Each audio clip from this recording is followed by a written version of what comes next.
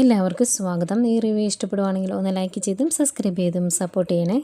അപ്പോൾ അനാമികയുടെ അമ്മ ഉപദേശിക്കുവാണ്, എങ്ങനെയെങ്കിലും അനന്തപുരിയിലേക്ക് തിരിച്ച് കയറണമല്ലോ, അതുകൊണ്ട് നീ എങ്ങനെയെങ്കിലും ആ ഹോസ്പിറ്റലിലേക്ക് പോയി വല്യമ്മയൊന്ന് കാണാം എന്നൊക്കെ പറയുമ്പോൾ, എനിക്ക് അങ്ങോട്ട് പോകുന്ന ഇഷ്ടമല്ല, അങ്ങോട്ട് പോയിട്ടുണ്ടെങ്കിൽ എനിക്ക് ഇഷ്ടമില്ലാത്ത പലതും കണ്ടുവരും, അതുകൊണ്ടാണ് ഞാൻ പോകാത്തത് എന്ന് പറയും. അന്നേരം വേണു അങ്ങോട്ട് വന്നിട്ട് പറയുന്നുണ്ട്, മോളെ നിനക്കത് കാണുന്നത് ബുദ്ധിമുട്ടാണ്, അങ്ങനെയാണെങ്കിൽ നമ്മളെക്കുറിച്ചുള്ള കാര്യങ്ങൾ അവരൊക്കെ അറിഞ്ഞാലത്തെ അവസ്ഥ നീ ഒന്ന് ഓർത്ത് നോക്കിയേ.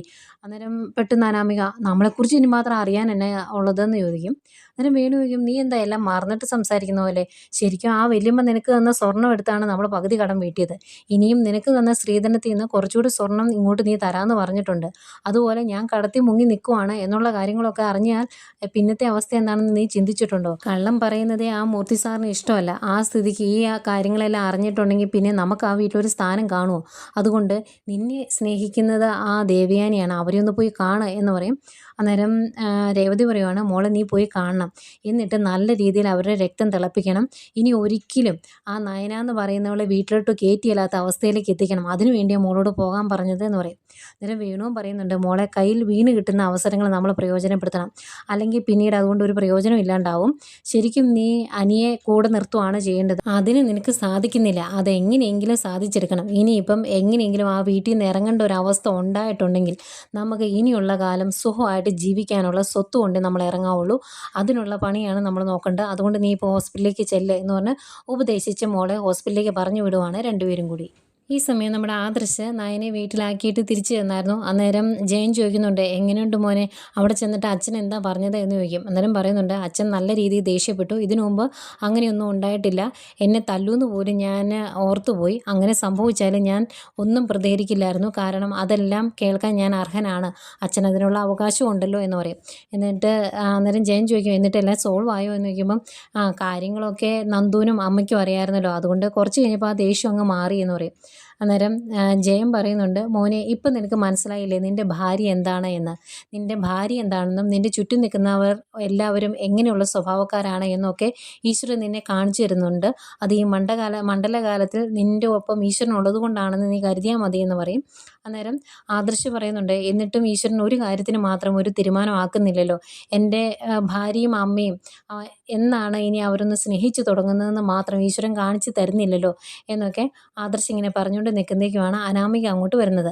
അന്നേരം ആദർശ് ജയനോട് പറയുന്നുണ്ട്, ദേ ഒരുത്തി വന്നുണ്ട്, അവൾ ഇവിടെ വരുന്നത് അമ്മയുടെ രക്തത്തിന് ചൂട് പിടിപ്പിക്കാൻ വേണ്ടിയാണ്, അകത്ത് കയറി അമ്മയ്ക്ക് വിഷമം ഉണ്ടാക്കുന്ന കാര്യങ്ങളെ അവൾ സംസാരിക്കുകയുള്ളൂ എന്ന് പറയും. ഏതായാലും അനാമിക അടുത്തോട്ട് വരുന്നേക്കും ജയൻ ചോദിക്കുന്നുണ്ട്, മോള് തന്നെയാണോ വന്നതെന്ന് ചോദിക്കുമ്പം, അതെ, എനിക്ക് വീട്ടിൽ ഇരുന്നിട്ട് ഒരു സമാധാനമില്ല, വല്യമ്മയൊന്ന് കണ്ടാൽ എനിക്ക് എൻ്റെ മനസ്സൊന്ന് ശാന്തമാകും, അതിന് വേണ്ടിയാണ് വന്നത് എന്ന് പറയുമ്പം ആദർശ് പറയുന്നുണ്ട്, അമ്മയെ കാണാൻ കയറുന്നതിന് കുഴപ്പമൊന്നുമില്ല, അമ്മയുടെ മനസ്സ് വേദനിക്കുന്ന രീതിയിലൊന്നും പറഞ്ഞേക്കരുത് എന്ന് പറയും. അന്നേരം അനാമിക ചോദിക്കും, അതെന്താ ആദർശേട്ടാ അങ്ങനെ പറഞ്ഞത്, ഞാൻ അങ്ങനെ എന്തെങ്കിലും ചെയ്തിട്ടുണ്ടോ, അങ്ങനെ ചെയ്യുമോ എന്നൊക്കെ ചോദിക്കുമ്പം ആദർശ് പറയുന്നുണ്ട്, ഇതിനു മുമ്പ് അങ്ങനെ ചെയ്തിട്ടുണ്ട്, അതുകൊണ്ടാണ് ഞാൻ അങ്ങനെ പറഞ്ഞത് എന്ന് പറയും. അന്തേക്കും ജയൻ, അതെന്തെങ്കിലും ആവട്ടെ, ഇനിയിപ്പോൾ മോൾ അകത്ത് കയറി ദേവേനയുടെ മനസ്സിന് വേദന ഉണ്ടാക്കുന്നൊന്നും പറഞ്ഞേക്കരുത്, കാരണം അവൾ വലിയൊരു രോഗത്തിൽ നിന്ന് റിക്കവറായിട്ട് വരുന്നുള്ളൂ, ഇപ്പോഴും പൂർണ്ണമായിട്ടും അത് ഭേദമാകുന്ന അവസ്ഥയിലാണ് എന്ന് പോലും ഡോക്ടർമാർ പറഞ്ഞിട്ടില്ല, അതുകൊണ്ട് മോൾ അന്ന് നിങ്ങൾ തമ്മിൽ, നീയും അനിയും തമ്മിൽ ആ വഴക്കുണ്ടായ കാര്യമൊന്നും അവളോട് പറഞ്ഞേക്കരുത് എന്നൊക്കെ പറഞ്ഞ് കയറ്റി വിടുന്നത്.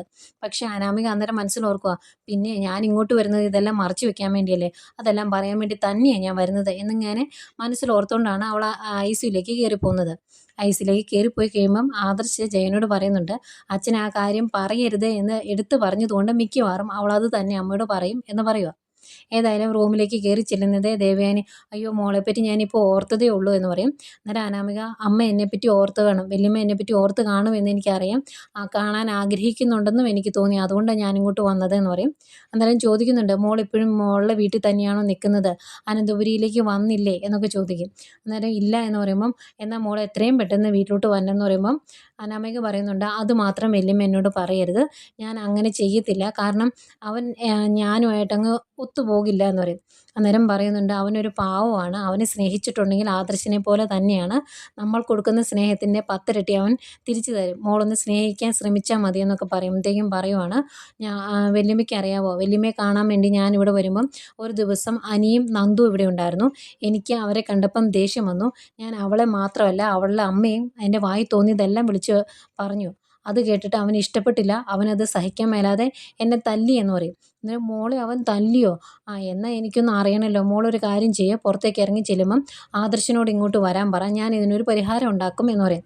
അന്നേരം അനാമിക പറയുന്നുണ്ട്, ഇതൊന്നും ഞാൻ വല്യമ്മയോട് പറഞ്ഞു എന്ന് പറയരുത്. പറഞ്ഞിട്ടുണ്ടെങ്കിൽ അവർ പറയും ഞാൻ മനഃപൂർവ്വം വല്യമ്മയുടെ മനസ്സ് വേദനിപ്പിക്കാൻ വേണ്ടിയാണ് ഇതൊക്കെ ഇവിടെ വന്ന് പറഞ്ഞതെന്ന് പറയും. അതുകൊണ്ട് പറയരുത് എന്ന് പറയും. അന്നേരം ദേവയാനി പറയുന്നുണ്ട്, അതിപ്പോൾ അവരെന്തൊക്കെ ചിന്തിച്ചാലും എനിക്ക് പ്രശ്നമൊന്നുമില്ല. മോൾ ഏതായാലും ആദർശിനോട് ഇങ്ങോട്ട് വരാൻ പറയണം എന്ന് പറയും. അങ്ങനെ പറയുമ്പോഴേക്കും ആദർശ് അകത്തോട്ട് കയറി വരും. അനാമിക ഇറങ്ങിയും പോകും. അന്നേരം എന്താ അമ്മയെന്ന് ചോദിക്കുമ്പം, അതെ നിന്നോടൊരു കാര്യം പറയണമെന്ന് ഞാൻ ഓർക്കുമായിരുന്നു. എത്രയും പെട്ടെന്ന് അനിയോട് അനാമികയെ വീട്ടിലോട്ട് വിളിച്ചുകൊണ്ട് വരാൻ പറയണം എന്ന് പറയും. അന്നേരം ആദർശ് പറയുന്നുണ്ട്, അവൻ വിളിച്ചുകൊണ്ട് വരാതിരിക്കുന്നുണ്ടെങ്കിൽ അതിനൊരു കാരണമുണ്ട് അമ്മേ എന്ന് പറയും. അന്നേരം കാരണം എന്താണെങ്കിലും അതൊന്നും എനിക്ക് അറിയേണ്ട കാര്യമില്ല. എന്നോട് ശകലമെങ്കിലും സ്നേഹമുണ്ടെങ്കിൽ അനാമികയെ വീട്ടിൽ പോയി വിളിച്ചുകൊണ്ട് വരാൻ അവനോട് പറയണം. ഞാൻ വരുമ്പോൾ അവൾ ആ വീട്ടിലുണ്ടാവണം. അതുകൊണ്ട് അത് ചെയ്യാൻ പറയണമെന്ന് പറയും. ആദർശിന് ആകെ ദേഷ്യം വരുന്നുണ്ടേ, പക്ഷെ പ്രതികരിക്കാൻ പറ്റില്ലല്ലോ. അന്നേരം ദേവേനി ചോദിക്കുന്നുണ്ട്, നീ എന്താ ഒന്നും മിണ്ടാതെ നിൽക്കുന്നത്, എന്താ ഒന്നും മറുപടി പറയാത്തത് എന്ന് ചോദിക്കുമ്പോൾ ആദർശ് പറയും, ഒന്നുമില്ലമ്മേ എന്ന് പറയുമ്പം, എന്നാൽ നീ ഞാൻ പറഞ്ഞതുപോലെ അനിയോട് പറയണം, അനാമികയെ വിളിച്ചുകൊണ്ട് വരാൻ പറയണം, എന്നോട് സ്നേഹം ഉണ്ടെങ്കിൽ അവനോടത് ചെയ്യാൻ പറയണം എന്ന് പറയും. ഞാൻ അവനോട് പറയാം അമ്മേ എന്ന് പറഞ്ഞിട്ട് ആദർശ് അവിടുന്ന് ഇറങ്ങി പോരുവാണ്. ആദർശിന് നല്ല ദേഷ്യം വരുന്നുണ്ട് കേട്ടോ അനാമികയോട്. പിന്നീട് കാണിക്കുന്നത് നമ്മുടെ അനിയാണ്. അനി കുറച്ച് ഫ്രൂട്ട്സൊക്കെ വാങ്ങിച്ച് ബൈക്കിൽ കയറി പോകുന്നത് അനാമിക തിരിച്ചു പോരുന്ന വഴി കാണുവാണ്. അനാമിക അനിയെ ഫോളോ ചെയ്ത് പോരുന്നു. ഭയങ്കര ടെൻഷനിലാണ് അനാമിക. അനി എങ്ങോട്ടാണ് പോകണമെന്ന് അറിയത്തില്ലല്ലോ, അതുകൊണ്ട് പുറകെ വെച്ച് പിടിപ്പിച്ച് പോരുന്നുണ്ട്. ഈ സമയം നമ്മുടെ നയനയ്ക്കാണെങ്കിൽ ഗുളികയൊക്കെ എടുത്ത് കൊടുക്കുവാണ് നന്ദു. അന്നേരം നയന പറയുന്നുണ്ട്, മുത്തശ്ശൻ പറയുന്ന പോലെ തന്നെ ഗുളിക കഴിക്കാൻ ഭയങ്കര ബുദ്ധിമുട്ടാണ്, എന്തൊരു കഷ്ടമാണ് ഇത് എന്ന് പറയുമ്പം, അവർ അസുഖം ഉള്ളതുകൊണ്ടല്ലേ കഴിക്കുന്നത്, ചേച്ചിക്ക് അസുഖമൊന്നും ഇല്ലല്ലോ എന്നിങ്ങനെ പറയും. അന്നേരം നയന പറയുന്നുണ്ട്, അസുഖം ഇല്ലെങ്കിലും ഇത് ശരിയാകുന്നിടം വരെ ഞാൻ ഗുളിക കഴിക്കേണ്ടേടി, ഭയങ്കര ബുദ്ധിമുട്ടാണ് എന്നൊക്കെ ഇങ്ങനെ പറഞ്ഞുകൊണ്ട് ഇരിക്കുമ്പോഴത്തേക്കുമാണ് അങ്ങോട്ടേക്ക് അനി കയറി വരുന്നത്. അനി കയറി വരുന്നത് നയനയ്ക്ക് ടെൻഷനാണ്. നയന പറയുന്നുണ്ട്, അനി ഇങ്ങോട്ട് വരുന്നത് അനാമിക എങ്ങാനും കണ്ടിട്ടുണ്ടെങ്കിൽ ആകെ പ്രശ്നമാകും, അത് ഓർക്കുമ്പോൾ എനിക്കും ടെൻഷനുണ്ട് എന്ന് പറയും. അന്നേരം അനി പറയുന്നുണ്ട്, ഞാൻ എന്തിനാണ് ഇങ്ങോട്ട് വരുന്നത് എന്ന് നിങ്ങൾക്ക് നന്നായിട്ട് അറിയാമല്ലോ, അതുകൊണ്ട് തന്നെ അവൾ എന്തെങ്കിലും പറഞ്ഞോട്ടെ, എനിക്കത് മൈൻഡ് ചെയ്യേണ്ട കാര്യമില്ല എന്ന് അനി പറയും. ഏതായാലും എനിക്ക് കുടിക്കാൻ എന്തെങ്കിലും എടുക്കണോ എന്ന് നന്ദു ചോദിക്കും. വേണ്ടാന്ന് പറയും. നന്ദു എന്തെങ്കിലും ആ റൂമിൽ നിന്ന് അങ്ങ് ഇറങ്ങി പോകട്ടോ. അന്നേരം നയന പറയുന്നുണ്ട്, അനിയുടെ ജീവിതം നന്നായി പോകുന്നില്ല എന്ന് പറഞ്ഞാൽ ആദർശേട്ടന് നല്ല സങ്കടമാണ്. ആദർശേട്ടൻ്റെ ജീവിതത്തെക്കാളും ആദർശേട്ടൻ വില കൽപ്പിക്കുന്ന അനിയുടെ ജീവിതത്തിനാണ്, അതുകൊണ്ടാണ് അത്രയും വിഷമം. അതുകൊണ്ട് നിങ്ങൾ തമ്മിലൊന്ന് ഒത്തുപോകാൻ ശ്രമിക്കാൻ മേലായിരുന്നോ എന്നൊക്കെ ചോദിക്കും. അന്നേരം അനി പറയുന്നുണ്ട്, അവൾ ഒരിക്കലും എന്നെ സ്നേഹിച്ചിട്ടില്ല, എന്നെ സ്നേഹിക്കുമെന്ന് എനിക്ക് വലിയ പ്രതീക്ഷയില്ല, അതുകൊണ്ട് അവൾ നന്നാകുമെന്നുള്ള പ്രതീക്ഷയില്ലാത്തത് കൊണ്ട് തന്നെ അവളെ വിളിച്ചുകൊണ്ട് വരാൻ എനിക്ക് താല്പര്യമില്ല എന്ന് പറയും. അന്നേരം അങ്ങനെയല്ല അനി എന്നൊക്കെ പറഞ്ഞ് കുറച്ച് ഉപദേശിക്കുന്നുണ്ട് നയനയുടെ രീതിയിൽ. ഈ സമയം നന്ദു പുറത്തിറങ്ങി വന്ന് നിൽക്കുമല്ലോ. അപ്പം നന്ദും കനകയും ഗോവിന്ദനോട് സംസാരിച്ചുകൊണ്ടിരിക്കുകയാണ്. അവർ ഈ കാര്യം തന്നെയാണ് പറയുന്നത്. കാരണം അനാമിക എങ്ങാനും അനി ഇവിടെ വരുന്നത് അറിഞ്ഞിട്ടുണ്ടെങ്കിൽ വലിയ പുകിലുണ്ടാകും, വലിയ പ്രശ്നം ഉണ്ടാക്കും എന്ന് പറഞ്ഞ് ഇവർ സംസാരിച്ചുകൊണ്ട് നിൽക്കുവാണ്. അന്നേരം നയനെ കണ്ടിട്ട് അനി അങ്ങോട്ട് ഇറങ്ങി വരും. അന്നേരം പറയുന്നുണ്ട്, മുത്തശ്ശനും മുത്തശ്ശിയൊക്കെ ഇടയ്ക്ക് ഏട്ടത്തിയെ അന്വേഷിക്കാറുണ്ട് എന്നൊക്കെ പറയുമ്പോൾ ഗോവിന്ദൻ ചോദിക്കും, അവർക്ക് സംശയമുണ്ടോ എന്ന്. സംശയമൊന്നുമില്ല, പക്ഷേ ഏട്ടത്തെ കുറേ ദിവസമായി കാണാത്തതുകൊണ്ട് വിഷമമുണ്ടെന്നൊക്കെ പറയാറുണ്ട് എന്നൊക്കെ പറയും. ഇവരിങ്ങനെ സംസാരിച്ചുകൊണ്ട് നിൽക്കുന്നെങ്കിൽ എന്താ അങ്ങോട്ട് അനാമിക വരും. അനാമിക വന്നു കഴിഞ്ഞാൽ പിന്നെ നമുക്കറിയാമല്ലോ, വായി തോന്നിയതെല്ലാം വിളിച്ചു പറയും. നീ ഇവളെ കാണാൻ വേണ്ടിയിട്ടല്ല വരുന്നത്, എനിക്ക് നന്നായിട്ട് അറിയാടാ, ഞാൻ ഈ വീട്ടിലില്ലാത്ത സമയം നോക്കി ഇങ്ങോട്ട് വരുന്നത് എന്തിനാണെന്ന് എന്നൊക്കെ പറഞ്ഞ് ഇങ്ങനെ പറയുമ്പം അനി പറയുന്നുണ്ട്, ഞാൻ എന്തിനാണ് ഇങ്ങോട്ട് വരുന്നതെന്ന് ഇവിടെയുള്ള എല്ലാവർക്കും അറിയാമെന്ന് പറയുമ്പം, എല്ലാവർക്കും അറിയാം, അത് തന്നെയാണ് ഞാൻ പറഞ്ഞത് എന്ന് പറയും. അന്നേരം പറയും, നീ കൂടുതൽ പറയുമൊന്നും വേണ്ട, ഞാൻ എൻ്റെ ഏട്ടത്തിമാരുടെ വീട്ടിലോട്ടാണ് വന്നത്, അവരെ കാണാനാണ് വന്നത് എന്ന് പറയുമ്പോൾ, ഒരുത്തി വീട്ടിലുണ്ട്, മറ്റൊരുത്തി ഇവിടെ ഉണ്ടെന്നാണല്ലോ നീ പറഞ്ഞത്, അവളെ കണ്ടില്ലല്ലോ, പിന്നെ നീ അവളിവിടെ ഇല്ലെങ്കിൽ പിന്നെ നീ എന്തിനാടാ വന്നത്, ഈ നന്ദുവിനെ കാണാൻ വേണ്ടി തന്നെയല്ലേ എന്നൊക്കെ പറഞ്ഞ് ഇങ്ങനെ പറയുക. അന്നേരം മോളെ അങ്ങനെയൊന്നും അല്ല എന്ന് ഗോവിന്ദൻ പറയും. താൻ തൻ്റെ പണി നോക്കണമെന്ന് പറയാം അനാമിക.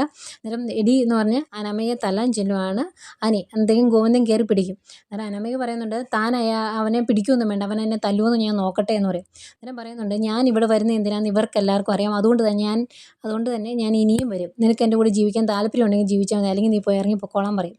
അന്നേരം അനാമിക പറയുന്നുണ്ട്, നിൻ്റെ ഉദ്ദേശം അത് തന്നെയാണെന്നറിയാം എനിക്ക്, എൻ്റെ മനസ്സ് മടുത്ത് ഞാൻ ഇറങ്ങി പോകണം, ഫലത്തിൽ ഇപ്പം അങ്ങനെയൊക്കെ തന്നെയാണല്ലോ, ആ ഗ്യാപ്പിൽ ഇവളെ ആ വീട്ടിലോട്ട് വിളിച്ച് കയറ്റണം, അതല്ലേ നിൻ്റെ ആഗ്രഹം എന്ന് ചോദിക്കും. അന്നേരം അങ്ങനെയാണ് നീ കരുതുന്നതെങ്കിൽ അങ്ങനെ തന്നെ കരുതിക്കോ, എനിക്കത് തിരുത്താനൊന്നും ഉദ്ദേശമില്ല എന്ന് അനി പറയും.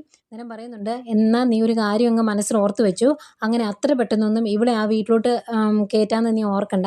കാരണം എൻ്റെ കഴുത്തിൽ കെട്ടിയ ഈ താലിയുണ്ടല്ലോ, അത് അങ്ങനെ വെറുതെ എൻ്റെ കഴുത്തിൽ വന്ന് വീണതല്ല. അത് നീ കെട്ടിയതാണെങ്കിൽ അതിന് മറുപടി പറയിപ്പിക്കാനും എനിക്കറിയാം എന്നൊക്കെ പറഞ്ഞ് കുറേ ചീത്ത പറയും, അങ്ങോട്ടും ഇങ്ങോട്ടും പറയും. ഇതെല്ലാം പറഞ്ഞിട്ടാണ് അനാമിക അവിടെ നിന്ന് ഇറങ്ങി പോകുന്നത്. അന്നേരം ഇവരിങ്ങനെ സംസാരിക്കുന്ന ശബ്ദം കേട്ട് നയന അകത്തുനിന്ന് എഴുന്നേറ്റ് വരും. അപ്പോഴത്തേക്കും നന്ദു ഓടിപ്പോയി പിടിക്കും. അയ്യോ ചേച്ചി എന്തിനാ എഴുന്നേറ്റ് വന്നത് എന്ന് ചോദിക്കും. അന്നേരം പറയും, ഇവിടുത്തെ ഈ സംസാരമൊക്കെ ഞാൻ കേട്ടു, അത് കേട്ടോണ്ട് ഇങ്ങനെ അകത്ത് കിടക്കുന്നേ, അതുകൊണ്ടാണ് ഞാൻ എഴുന്നേറ്റ് വന്നത് എന്ന് പറയും. എന്നിട്ട് അനിയോടായിട്ട് പറയുന്നുണ്ട്, അനാമികയുടെ മനസ്സിൽ ഇപ്പം നല്ല രീതിയിൽ സംശയം കയറിയിട്ടുണ്ട്, അതിനി പെട്ടെന്നൊന്നും പോകില്ല, പ്രത്യേകിച്ച് പെൺകുട്ടികളുടെ മനസ്സ് അങ്ങനെയാണ്, അതുകൊണ്ട് ഇനി ഇങ്ങോട്ട് വരുന്നത് ഭയങ്കര റിസ്ക്കാണ്, അത് വലിയ പ്രശ്നമാകും എന്ന് ഇവരിങ്ങനെ പറഞ്ഞു നിൽക്കുന്നതെങ്കിലും പോയ അനാമിക തിരിച്ച് കയറി വരും. അതന്നേരം നയനെ കാണുമല്ലോ, ആ സീൻ കാണിച്ചുകൊണ്ടാണ് ഇന്നത്തെ എപ്പിസോഡ് അവസാനിക്കുന്നത്.